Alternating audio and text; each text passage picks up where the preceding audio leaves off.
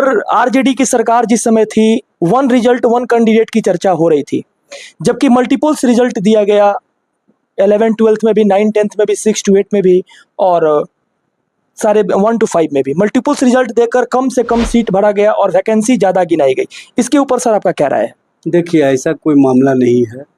सबसे पहले तो जो वैकेंसी है उसको अब भरा नहीं जा रहा है, आप उस पर चर्चा नहीं कर रहे हैं। जो वैकेंसी भरा गया है उसी पर आप चर्चा कर रहे हैं। ये अजीब विडंबना है। जबकि आपके सवाल में ही कहीं ना कहीं उनके एजेंडे शामिल होते हैं हम जो सरकार के स्तर से काम नहीं किए जा रहे हैं। सरकार बहाली नहीं कर रही है और लेट लतीफ़ी में सारे मामले को फंसा दिया है। आरक्षण व्यवस्था को जिस तरह से पिछले दरवाजे से कहीं ना कहीं जो बढ़ा हुआ आरक्षण व्यवस्था था उसको रोकने का भी कार्य किया जा रहा है। उसके बावजूद भी आप लोग जनता और जनता के हितों की बात नहीं कर रहे हैं, नौजवानों के हितों की बात नहीं कर रहे हैं, और सवालों के जवाब में उलझा करके जो सरकार काम किया है उस सरकार के कार्यों की तारीफ कीजिए, ना कि उसकी बुराई कीजिए। जो काम नहीं कर रहा उसके कमियों को निकाल करके सामने लाइए। TRE 3 परीक्षा में जो पेपर लीक हुए उसके बाद अब तक सरकार के स्तर से क्या कार्रवाई की गई, कितने सॉल्वर्स गैंग को अंदर किया गया। ये कड़ा कानून तो बना दिए हैं, लेकिन आप देख रहे हैं लगातार पेपर लीक तो सर TRE 2 में भी हुआ था, आरा में पेपर लीक लगातार हो रहे हैं। कानून का क्या मतलब है? पेपर सरकार का इकबाल समाप्त हो चुका है।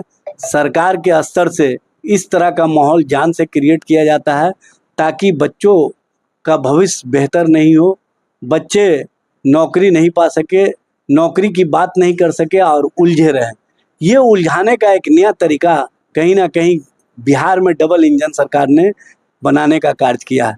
आपने जब कानून बनाया है तो उस कानून के अंतर्गत कितने लोगों पर कार्रवाई करने जा रहे हैं ये स्पष्ट कीजिए, और उस कानून का अनुपालन कैसे होगा, किस तरह से होगा।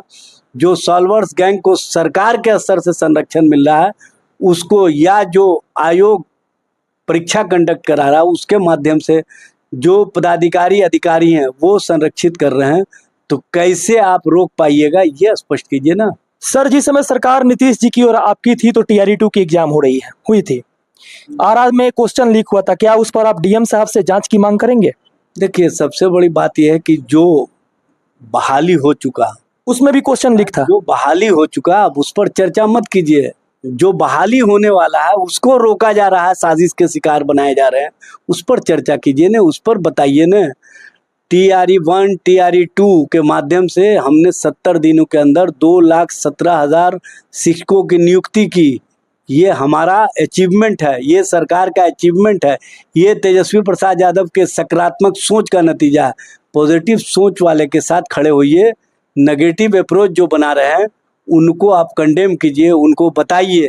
पत्रकारिता का मतलब, पत्रकारिता का धर्म है कि सरकार के गलत कार्यों को जनता के बीच में उजागर करना, नौजवानों के बीच में उजागर करना और बताना कि आपके भविष्य को किस तरह से रसातल में डालने का काम किया जा रहा है। सर माननीय मुख्यमंत्री जी नीतीश जी के समय आपकी सरकार TRE 1 आखिर क्या कारण था कि बीच में डोमिसाइल नीति को हटाना पड़ा, जबकि कोई भी खेल का नियम बीच में चेंज नहीं होता है? आखिर रीजन क्या था डोमिसाइल की नीति को हटा देना?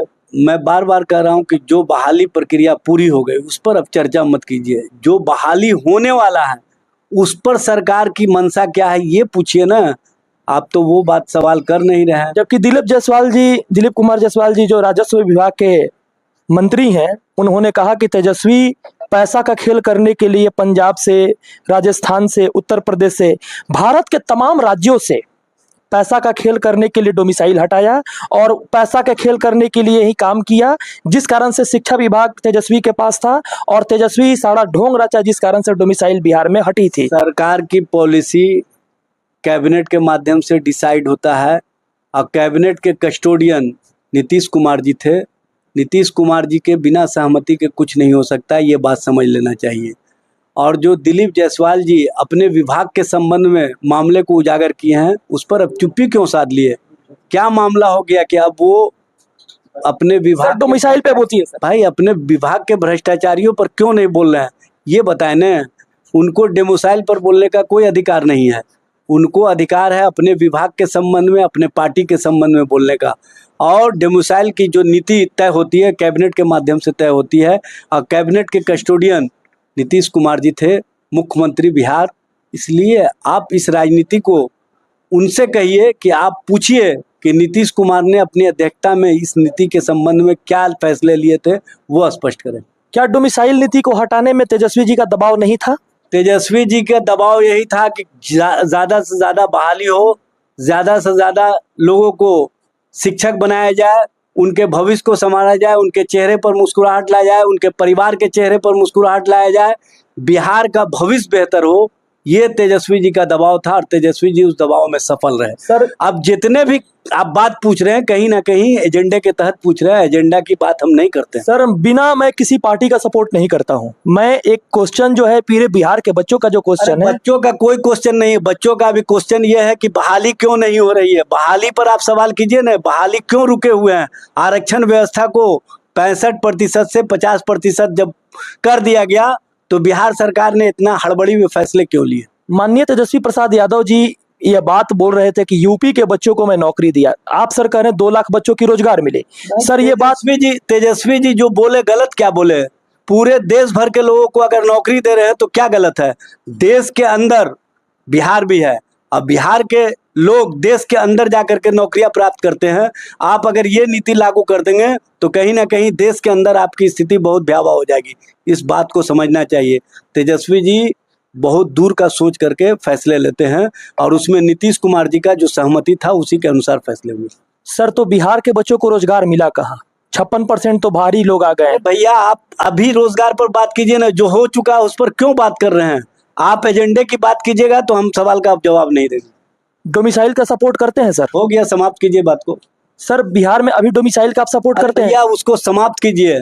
आप अपनी राजनीति को यहाँ पर रखने का काम मत कीजिए। आप एजेंडा के तहत जो बात करना चाहते हैं ना, वो एजेंडा यहाँ चलने वाला नहीं है। सर, एजेंडा किसी का नहीं है सर। आने वाली सरकार में एजेंडा भारतीय जनता पार्टी का चला रहे हैं, आप एजेंडा जनता दल यू का चला रहे हैं, आप एजेंडा एनडीए का चला रहे हैं, और ये एजेंडा राष्ट्रीय जनता दल में आपका नहीं चलने वाला। राष्ट्रीय जनता दल पूरी तरह से जनता और जनता के प्रति समर्पित है। जनता के हितों के लिए, बिहार के लोगों के लिए, बिहार का भविष्य बेहतर बनाने के लिए कार्य करते रहा, आगे भी कार्य करते रहे। मेरा सर क्वेश्चन यही है सर, आगे आरजेडी डोमिसाइल का सपोर्ट करेगी? क्योंकि बिहार के बच्चे करे आंदोलन करने के लिए डोमिसाइल पे। इस पर चर्चा आप उससे कीजिए ना जो अभी सत्ता में है।